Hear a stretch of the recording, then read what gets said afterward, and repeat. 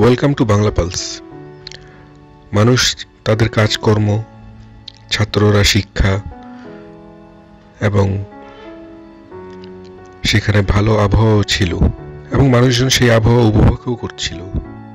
তখনই একটি আগুনের খবর সবাইকে হতবাক করে ফেলে। মানুষ চিন্তাও করতে পারেনি যে আগুন এত ভয়াবহ হবে এবং এত দ্রুত ছড়িয়ে পড়বে। 26শে নভেম্বর 2025 তারিখে তাইপো জেলায় ওয়াংফুক কোর্ট নামে একটি আবাসিক কমপ্লেক্সে ঘটে যায় এই দুর্ঘটনা। 26শে নভেম্বর বিকেল সময় 3:30টার দিকে ওয়াংফুক কোর্টে এই আগুন ধরা পড়ে। কমপ্লেক্সে মোট 8টি টাওয়ার ছিল এবং ভয়াবহভাবে 7টি টাওয়ারই ক্ষতিগ্রস্ত হয়। আগুন ছড়িয়ে পড়ার কারণে হিসাবে বাড়ির বাইরের রেনোভেশনের সময় লাগানো বাঁশের ফাঁক বাঁধা এবং নন ফায়ার প্রুফ মেশ এবং প্লাস্টিক ফোম উপকরণ ব্যবহারকে দায়ী করা হয়েছে। দমকল এবং উদ্ধার দল দ্রুত ঘটনাস্থলে আসে। প্রায় 700 থেকে 800 ফায়ার ফাইটার, 128 বা তারও অধিক ফায়ার ট্রাক এবং অ্যাম্বুলেন্স কাজ করে। কিন্তু সংকীর্ণ রাস্তা ও তীব্র তাপ এর কারণে সব মিলিয়ে উদ্ধার কাজকে বানিয়েছিল দুষ্কার বা কঠিন বলতে পারেন। অনেক পরিবার জানালা দিয়ে কাপড় নাড়িয়ে সাহায্য চাচ্ছিল, চোখে ধোয়া, মুখে আতঙ্ক।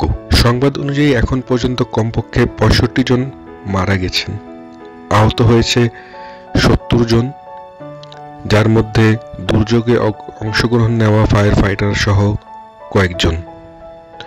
তবে সবচেয়ে ভয়াবহ তথ্য হলো প্রায় 200 থেকে 300 জন এখনো নিখোঁজ। উদ্ধারের চেষ্টা চলছে, কিন্তু তাপ ও ধোঁয়ার কারণে উপরের তলা পর্যন্ত পৌঁছানো কঠিন। মৃত সংখ্যা আরও বাড়তে পারে, আহত সংখ্যাও বেড়ে যেতে পারে এবং মিসিং সংখ্যাও বাড়তে পারে। তদন্তে পুলিশ জানিয়েছে রেনোভেশন কোম্পানি এবং সংশ্লিষ্ট কর্তৃপক্ষ গ্রোসরুক অবহেলার শিকার। বাঁশের স্কাফোল্ডিং এবং নন ফায়ার প্রুফ নেট ও ফোম উপকরণের অনুপযুক্ত ব্যবহারই সম্ভবত আগুন দ্রুত ছড়াতে সাহায্য করেছে। এছাড়া এই ভবনের অনেক বাসিন্দাই প্রবীণ, জরুরি নিরাপত্তা ব্যবস্থা ছিল না বা কাজ করছিল না।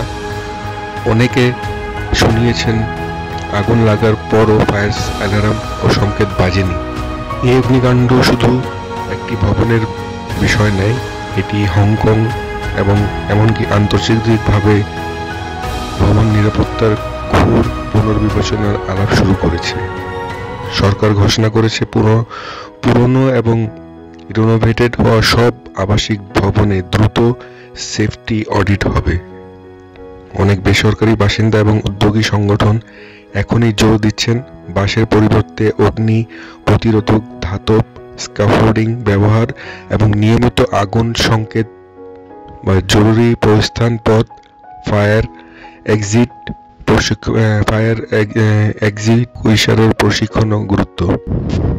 ওয়াংফুক কোর্ট এর এই ভয়াবহ অগ্নিকাণ্ড আমাদের বার্তা দেয়, হংকংয়ের উন্নত আধুনিক ভবন আর রেনোভেশন হলেও যদি নিরাপত্তা ব্যবস্থা অবহেলা হয় তাহলে শুধু কয়েক মুহূর্তেই সবটা ধ্বংস হয়ে যেতে পারে। আপনি, আপনার পরিবার এবং আশেপাশের কেউ কোথাও থাকুন না কেন, নিশ্চিত করুন ভবনের সঠিক ফায়ার অ্যালার্ম, প্রস্থান পথ এবং জরুরি প্রস্তুতি।